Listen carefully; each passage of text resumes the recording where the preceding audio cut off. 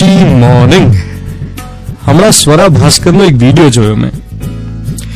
વાત હતી એ જ CAA NRC ની ચર્ચા થતી હતી, ડિબેટ હતી એક ન્યૂઝ ચેનલ પર, અને એ ડિબેટમાં એન્કર એક જ વાત સાબિત કરવા માટે મથતી હતી કે સ્વરા ભાસ્કર આ નવા કાયદા વિશે ખાસ કંઈ જાણતી નથી ને હવામાં તીર છોડે છે ને લોકોને ભડકાવે છે. અને સામે સ્વરા ભાસ્કરની આર્ગ્યુમેન્ટમાં તીખી પ્રતિક્રિયા હતી, શાર્પ રિએક્શન્સ, ગુસ્સો હતો, આક્રોશ હતો, અને આક્રોશમાં એ કશું મુદ્દાસર વિચારી નહોતી શકતી, સ્વસ્થતાથી જવાબ આપી શકતી નહોતી.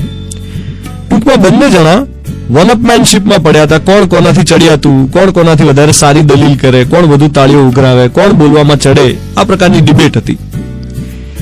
એ વિડીયોમાં કોણ સાચું અને કોણ ખોટું એ મારો મુદ્દો નથી. મારો મુદ્દો એ છે કે આવી ચર્ચાઓ આપણે પણ કરીએ છીએ આપણા ડ્રોઈંગ રૂમમાં કે વોટ્સએપના ફેમિલી ગ્રુપમાં. 4 જણા ભેગા થયા હોય કોઈ પ્રસંગમાં, ફંક્શનમાં, એટલે પોલિટિક્સની વાત તો નીકળે જ, અને મને એટલી બધી ઉગ્રતા જોવા મળે કે પૂછો નહીં વાત.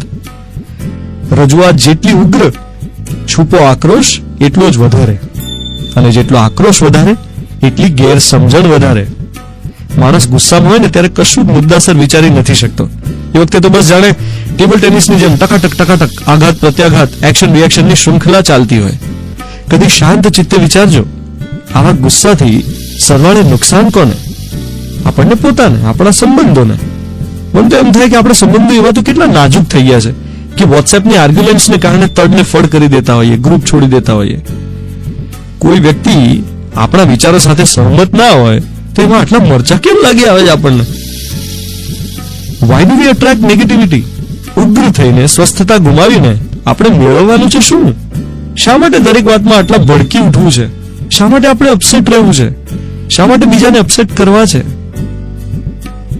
જેટલી ઉગ્રતા વધારે એટલી ગેરસમજણ વધારે, કારણ કે ગુસ્સામાં આપણે કશું મુદ્દાસર નથી વિચારી શકતા.